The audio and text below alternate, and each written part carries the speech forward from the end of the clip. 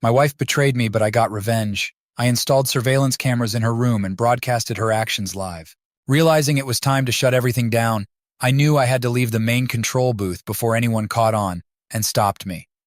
Moving swiftly, I turned off the live assist mode and set the system back to its fully automated broadcast mode.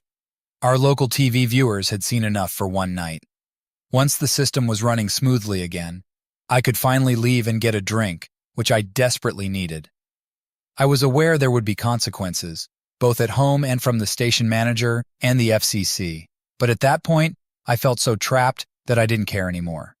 As I said, I needed a drink. I drove over to Murphy's Pub on Oak Street, a popular local sports bar, and ordered a beer. As I sat there watching the end of the Monday night football game and downing a few more beers, I noticed the bar was buzzing with chatter. I knew it was about me. I couldn't catch every word, but I heard enough to know I had stirred up conversation. Luckily, no one dragged me into their discussions, so I drank alone, silently watching the Titans crush the Panthers. By the time 11:30 p.m. rolled around, I was feeling numb. The game ended with my team losing, Nashville 24, Charlotte 7. The Titans seemed especially driven, probably because it was their first game back in their stadium since the flood. They outplayed the Panthers completely. Our station aired the game along with ESPN since we were one of the involved teams. I asked the bartender if I could leave my car in the parking lot overnight, and he agreed. Given my state, it was a wise choice. Seeing how I was, he called a cab for me since I lived just a short distance away in a quiet residential area of Greenfield. That pretty much wraps up the end of the story, but to understand how I ended up in this mess, we need to start from the beginning. My name is John Miller. I work as a broadcast engineer for WLBK, a local CBS affiliate in Nashville, Tennessee. I have a graduate degree from Caltech in electrical engineering and computer science, along with another degree in broadcast technologies. I'm highly qualified and have held several challenging positions in my field. I've been in the industry for 22 years, working at various TV stations along the East Coast before settling in Nashville 5 years ago.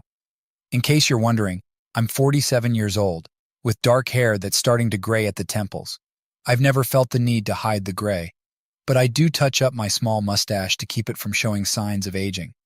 I'm 62 and weigh around 195 pounds, though I haven't checked in a while.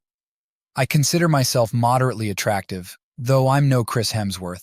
I didn't mention younger actors because I don't keep up with them, and it wouldn't be relevant to compare.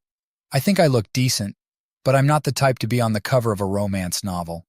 My wife Linda and I have been married for 23 years. We have 2 daughters, Chloe and Sarah. Chloe is married, and Sarah is a senior in college. Linda is about 56, weighing no more than 130 pounds, with long blonde hair that touches her shoulders.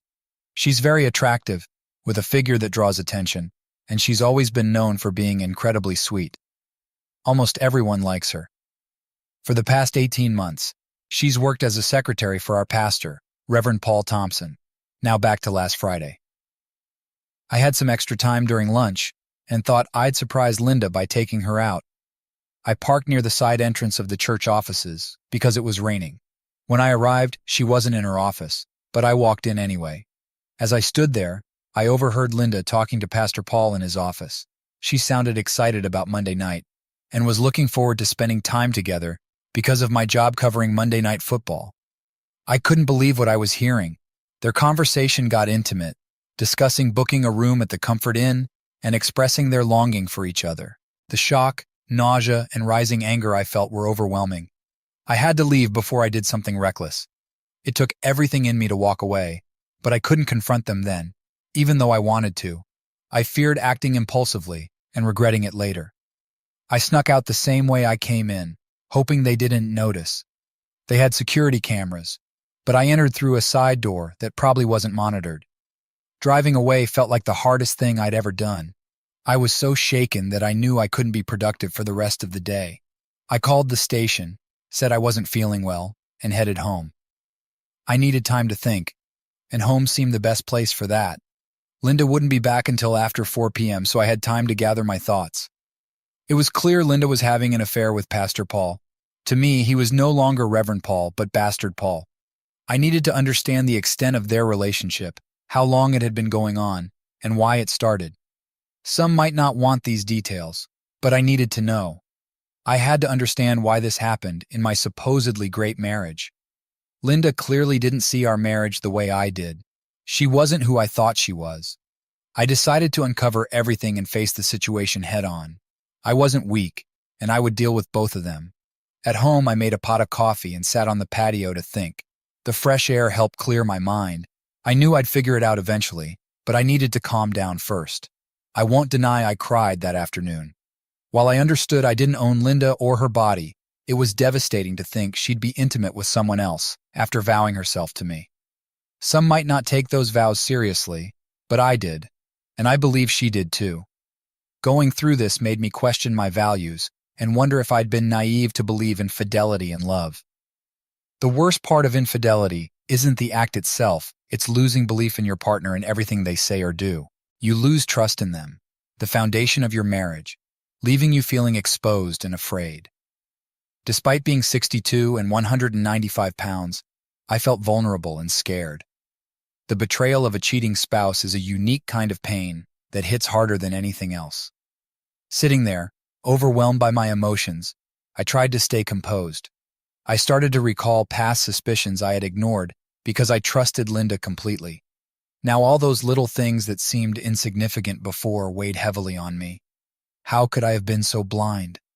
The answer was trust. I had trusted her implicitly, and now that trust was in pieces. Those minor clues had coalesced into a burden that was nearly unbearable. I needed answers. I wanted to know why this happened, how long it had been going on, how frequent it was, where it took place, and if anyone else was involved. My trust was obliterated, but I was determined to get to the bottom of this. My marriage, once seemingly perfect, was now a lie, and I had to face that reality. But first, I needed clarity. Not ready to confront Linda yet, and not wanting to reveal my suspicions prematurely, I left the house around 3 p.m. to avoid being there when she returned. I drove into town, stopped by the station to pick up some essentials for the next few days, and had a quick chat with my boss about needing some personal time off early in the week. He was understanding, so I headed to Murphy's to kill time. At 5 p.m., I called Linda to tell her I wouldn't be home for dinner. She was irritated, saying she was in the mood and had plans for the evening. But if I didn't come home, those plans were off. As if I'd want to be with her knowing she'd been with Bastard Paul. She could take care of herself for all I cared. I told her, "Sweetheart, I've already planned to stop by, so just stay excited for me, and I'll take care of you when I get back." That was sure to provoke her. She snapped back, "Don't count on it, pal. If you think you can treat me like that, you won't be getting any action for a while." That's exactly what I wanted. I wasn't going to touch her until I figured out what was going on, and maybe never again. I got home around 11:30 p.m., quite drunk, but not too drunk to notice the bedroom door was locked. I smirked and banged on the door, guessing she was still awake. I yelled, "Fine, if that's how you want it, don't expect me to tend to your needs. Just suffer then." I headed for the spare bedroom, knowing she'd be furious. It would give me a break from having to explain why I didn't want to be intimate with her. The next morning, she was sitting at the kitchen table with a cup of coffee when I walked in. The chill in the air was palpable as her stare pierced through me. If I hadn't known about her infidelity, her look would have sent shivers down my spine. I grinned at her and said, "No need to get up and make breakfast, honey. I'll grab something on my way to golf." I left through the kitchen door, tossed my clubs in the trunk, and drove off. Shortly after, my phone rang. Seeing it was her, I ignored it. A few minutes later, I checked the message. She was livid. "You jerk. How could you do this to me? Get back here right now, bastard." No, that was Bastard Paul, not me. If anyone deserved that title, it was him. I had no intention of golfing, it just bought me some time. Instead, I drove straight to my former church. Did she think I'd ever want to hear Bastard Paul preach again? It was early, so I knew no one would be around, and I was right. I entered the building, yes. We had a key because Linda worked there, and headed straight to the offices. My goal was to plant remote micro cameras and mini microphones in her office and in Bastard Paul's office. It didn't take long to set everything up, and I hid the transmitter behind old hymnals in the supply closet across the hall. The receiver was wired into my car's electrical system, allowing me to monitor their conversations and activities whenever they were in their offices. While I didn't expect much action at the church, I was sure that a few days of eavesdropping would yield some valuable information. After ensuring everything was working correctly, I rifled through her desk but found nothing significant. However, I did notice a prominent asterisk on her calendar for Monday, which matched what I'd overheard on Friday. I prepared accordingly. Next, I combed through Bastard Paul's office, but found little until a last-minute inspiration struck me. Since I was in a church, I checked the filing cabinets for receipts of church expenditures. Sure enough, I found a file containing receipts for the Comfort Inn in Roswell. Some were from late 2023, and others from the spring of 2024. Knowing I was pushing my luck by staying too long, I quickly copied the receipts and restored everything to its original state before leaving.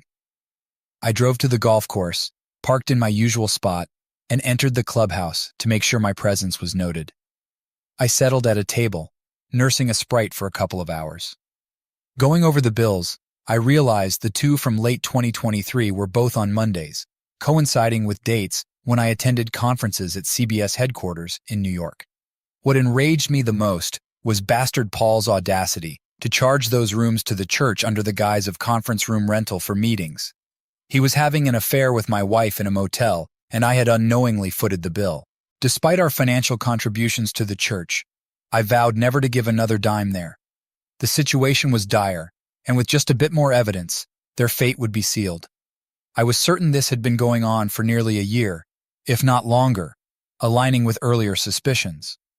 My hunch was that Bastard Paul had been involved with Linda even before she started working for him. Initially, she had a good position at the Calvert Corporation as a receptionist. However, she jumped at the chance to work for the church, citing its proximity to home and her desire to serve. She claimed the pay was similar to her previous job, but it was clear she was enticed by the extra perks. My anger grew with every passing minute. I couldn't believe how naive I had been. It infuriated me and made me sick to realize the woman I had cherished throughout our marriage could betray me so easily. I was determined to make them pay. Feeling it was time to dig deeper into my investigation, I retrieved my iPod from the car and tuned it to pick up the frequency of the receiver I had placed in the trunk. As I scrolled through the data, I watched as Bastard Paul entered his office and dialed a number. I regretted not bugging his phone directly, knowing I would only hear one side of the conversation, but I decided it was better than nothing. I listened as Paul spoke. "Yes, Linda, I'm at the church. I came right after you called. What's troubling you so much?" There was a pause, presumably for Linda's reply, which I couldn't hear. Paul continued his questioning. "Oh, really? Has he acted like this before?" There was another pause while Linda responded. Paul pressed further. "I see. What do you think set him off this time?" Another silence indicated Linda was explaining. Paul sounded worried. "You don't think he suspects anything between us, do you?" After another pause, Paul chuckled. "Well, you can get back at him on Monday night." He hung up the phone and sat in thought. Just before I turned off the receiver, I caught him muttering something under his breath. I made sure to record that, thinking it might come in handy later. With the transmission over, I headed home, expecting a frosty reception. I busied myself with chores, mowing the lawn and cleaning the basement to keep my mind off things. Linda was silent when I entered the house, but the tension was palpable. During dinner, she finally spoke up, unable to contain herself. "John, what's going on with you lately? Why have you been acting so strange?" I shot back. "Linda, considering you locked me out of our bedroom last night, maybe you should think about your actions. I rarely go out with the guys, and the one time I do, you lose it. This is on you," she exploded. "Damn you, I kept my cool. Is that how a devout Christian woman talks? Your behavior doesn't reflect your so-called beliefs." Her face showed clear guilt, thick enough for anyone to see. How she thought I wouldn't notice is beyond me. She managed to recover and excused herself from the table, but I knew when I revealed the truth, she wouldn't recover so easily. Later, she came into the family room where I was watching the news, trying to find some balanced coverage. Her eyes looked puffy as if she'd been crying. The rest of the evening passed without incident, and when I went to bed, I headed straight to the spare room. A few hours later, she stood in the doorway. "What's the matter?" I asked. "Aren't you going to join me in bed?" she replied. "Nope. You made it clear that intimacy is off the table, so I'm sleeping alone to get a good night's rest," I said. She stormed out in tears. I felt nothing.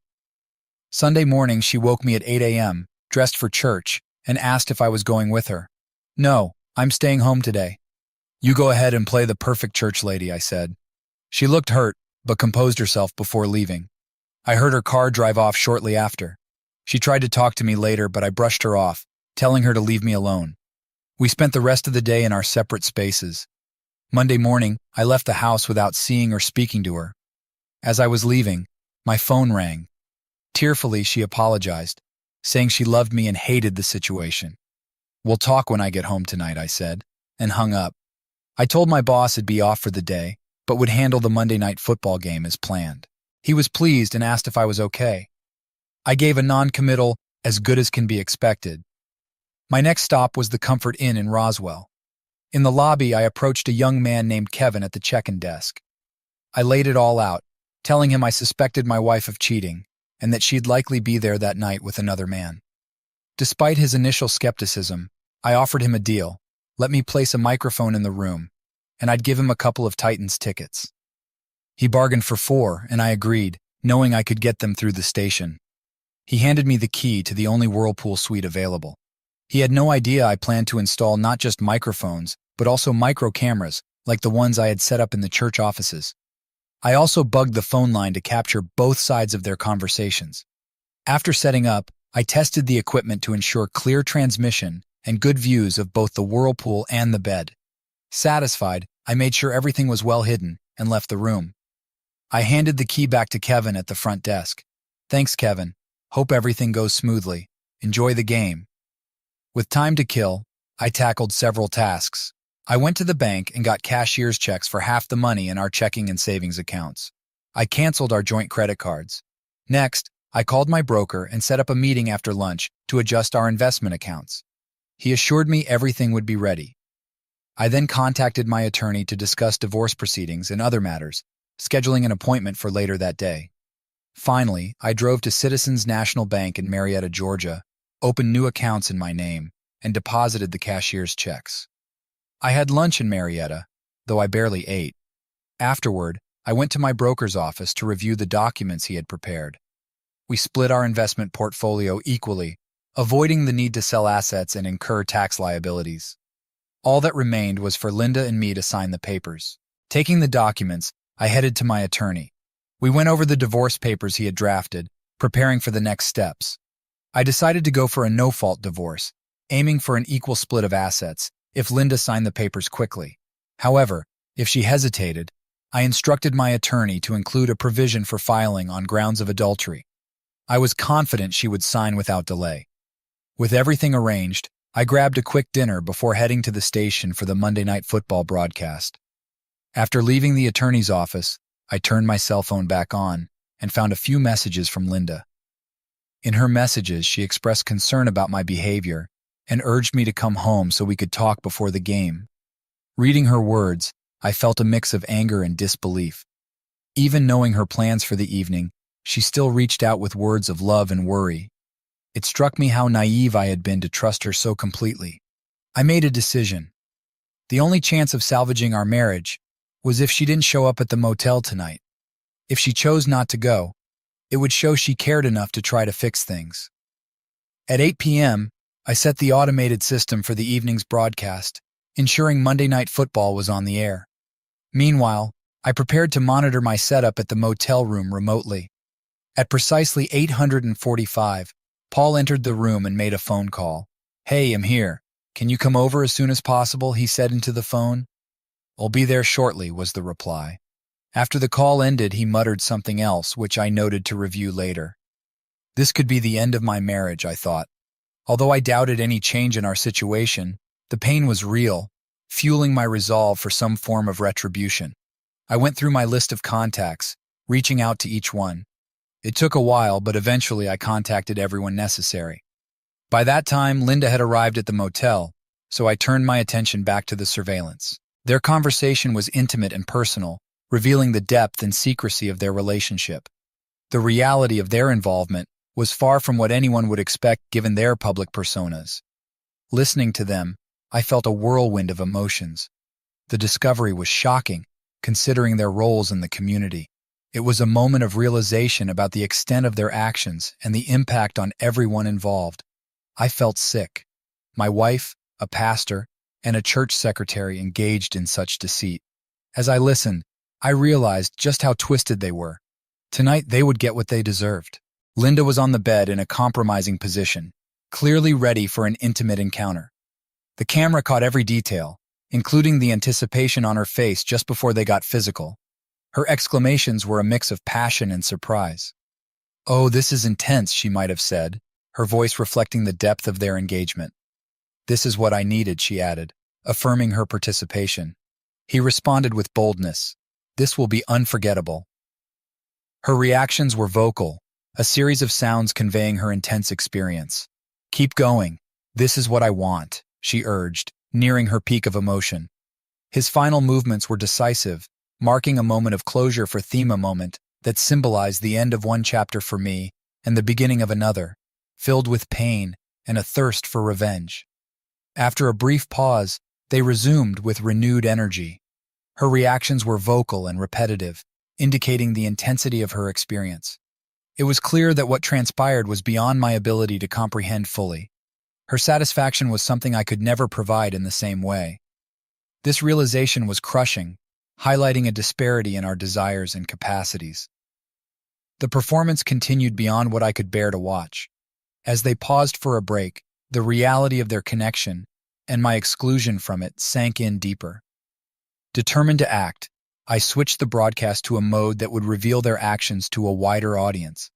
Driven by a mix of hurt and a desire for vindication, I was ready to face the consequences of exposing their hidden truth. I dialed Linda's number, my heart pounding as the dial tone echoed on the other end. I could almost picture her glancing at the caller ID with a dismissive smirk. "It's John," Linda probably said to Paul, her voice laced with defiance. "I'm not answering. Let's see how he likes that." "Keep going, honey." While I was on the line, frustrated, I disconnected and tried again, my determination growing. This time, Linda seemed to reconsider. "Guess I better take it," she mumbled before answering. "Hello, John," she said, her tone cold and unwelcoming. "Linda, where are you? What are you doing?" I asked, seeking any hint of truth in her voice. "I decided to go shopping since you didn't call earlier. Now I'm just grabbing a bite before heading home," she lied smoothly, her words a stark contrast to the reality I knew. "Shopping at this hour?" I pressed, skepticism evident in my voice. "Yeah, and I plan to splurge," she retorted, defiance in her tone. "Fantastic, Linda. Thanks for being such a wonderful wife," I replied, the sarcasm in my voice barely concealing the pain. "Don't talk to me like that, you jerk. I don't know what's gotten into you." "Goodbye," she snapped, ending the call with finality. As I pondered their ongoing betrayal, a plan formed in my mind. Instead of calling Linda directly again, I decided to interrupt their tryst by contacting the motel. "Kevin, it's John. Are you watching Monday Night Football?" I asked casually. "No, why?" he responded, curious. "Well, you might want to start. Could you ring the Whirlpool suite for me?" I requested, masking my turmoil with casual conversation. After a moment of silence, Paul's voice came through. "Hey, what do you want, John?" It was time to confront them. "Bastard Paul, put Linda on the phone," I demanded, my anger barely contained. Linda's confused voice followed. "John, why are you calling here?" "Linda, I know everything. The affair, the lies. I'm filing for divorce and you're out of my life. And Paul, you're going to pay for this too," I declared, my voice steady and resolute. "What's wrong with you, John?" "I can't understand you lately," she shot back, her confusion evident. "It's over, Linda. Maybe you should tune into Monday Night Football for a change. Enjoy the show." "Goodbye," I said, hanging up, the finality of my decision sinking in. On the live monitor, I watched her turn on the TV and see the shocking video of her and Paul. As the reality of what the entire Nashville area was witnessing dawned on her, she began to panic. "Oh no, oh no, oh no," she repeated, hastily dressing and fleeing the room. Paul was right behind her, cursing. "I'll destroy that son of a," he muttered. "He'd better watch what he says, it could come back to haunt him." Once they were gone, I powered down the monitors and let the video play out. Then I switched off the live assist mode and returned the system to full automation. Grabbing the tape, I left the broadcast booth for what was likely the last time, taking a few personal items from my desk. Now you're caught up. I spent the rest of the night at Murphy's Bar, and yes, my halftime show was the hot topic. After the game, I hailed a cab home. Linda was sitting in the dark living room when I arrived, the phone off the hook, tears streaming down her face. She wept, but I felt nothing. It was over for me. "How could you do this to me, John?" she sobbed. "After all these years together, how?" "No, Linda," I countered. "The real question is, how could you do this to me? I'm drunk. I'm going to bed. We'll talk tomorrow." She stayed on the sofa, and the next morning she was still there, looking exhausted. It seemed she hadn't slept, but I didn't care. She brought this on herself. I put the phone back on the hook, and it immediately began to ring. For the next hour and a half, I fielded calls from family, friends, church members, my former boss, and both of my daughters. They were deeply disturbed by what they saw, and nothing I said could soothe them. I understood it was harsh for them, but they were adults and would eventually move on. Mrs. Paul called too, asking if I had a tape of the incident. I assured her I kept a copy safe and would provide it if needed. Clearly, everyone I contacted had seen the Monday Night Football halftime show.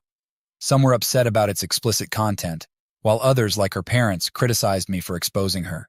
However, most were supportive and sympathetic, recognizing the difficulty of the situation.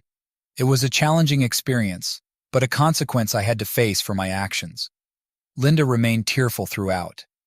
Eventually, I took the phone off the hook again and made myself coffee. Returning, I offered her some and presented the divorce papers and investment documents for her to sign. "I'm filing for divorce, Linda," I said firmly. "After what I saw last night, it's clear you've been unfaithful for a long time. I can't stay in this marriage knowing that. The documents I've prepared are for a no-fault divorce, and I'm proposing we split everything equally. I need you to sign the divorce papers and the agreement on how we'll divide our investments today. There's no room for negotiation. The terms are fair. You have until 5 p.m. today to get legal advice and agree to my terms. If you don't, after 5:01 p.m., I'll file for divorce on grounds of adultery and seek a division of property that reflects our individual contributions and earnings, which would benefit me. This is your best option. Contesting this would be unwise. It will become public knowledge in Nashville, and you'll be exposed for what you've done with Paul. Consider this carefully, Linda. Take this offer. It's the best way forward for both of us. John, I still love you. I want to fix our marriage. Can't we try to work things out?" Linda pleaded. "The problem isn't about love, Linda. It's about your choices and actions. You put someone else before our marriage, and I can't overlook that. You need to sort this out and talk to your lawyer as soon as possible." After some time, Linda came back with the documents signed. "My lawyer reviewed everything and agrees that your offer is fair under the circumstances," she informed me, her voice carrying a mix of resignation and hope. "John, is there any chance we could talk? I'd like to explain myself and see if there's any possibility for us to reconcile," she added, looking for a glimmer of hope. I decided to hear her out, curious about her reasoning and whether this was an isolated incident or indicative of deeper issues in our relationship. We sat at the kitchen table, and she began to recount everything. She admitted it began just before she started working for Paul. She couldn't quite explain why, as she claimed to have been happy with me, but something about Paul drew her in, maybe his charisma. She genuinely believed he loved her. I acknowledged that Paul had a certain charm, but I shattered her illusion by playing 2 recordings I had saved. The first was from that initial day. That foolish woman better keep her affair with me hidden from her husband. Despite her willingness, she'll be gone soon. It was easy to seduce her, but she needs to go. The second was from just before her arrival. I'll ravage her tonight and fire her tomorrow. If she protests, I'll threaten to expose her to John. I can't risk him finding out. Linda, you not only destroyed our marriage but completely misjudged Paul's feelings. To him, you were just a plaything, a disposable fling. I saw how he treated you and how you seemed to enjoy it. I could never satisfy you like that because I saw you as my wife, not an object. There's no way I can stay married to you. You broke our vows, and I can't ignore that. Plus, you'd never be happy with me again. The damage is too deep." She sat there, tears streaming down her face, acknowledging the painful truth in my words. Eventually, she signed the papers. I informed her that it'd be relocating and gave her time to find new accommodations. Financially, I doubted she could maintain the house, and I had no desire to stay there surrounded by memories. Our agreement was to sell the house and split the proceeds equally. After gathering my papers and pre-packed bags, I left, dropping off documents at my broker's before settling in a hotel for the night. The following day, I met with my attorney, who promptly filed the divorce papers with the county superior court. We also tackled my legal issues at the station and with the FCC. He outlined potential consequences, including hefty fines and career setbacks. While jail seemed unlikely, significant financial penalties were probable, signaling an end to my broadcasting career. Within days, the repercussions hit hard. The FCC served me, initiating a legal battle that drained my savings, nearly equivalent to a year's salary. Worse, my broadcast license was revoked, barring me from my profession for 2 years. The silver lining came from the station manager, who, despite my spiteful actions, offered me a job with duties that complied with FCC restrictions. The station manager had some sympathy for me, likely influenced by his own bitter divorce experience. Paul confronted me once at Murphy's, seemingly ready for a fight. I ended up pinning him down, asserting my dominance.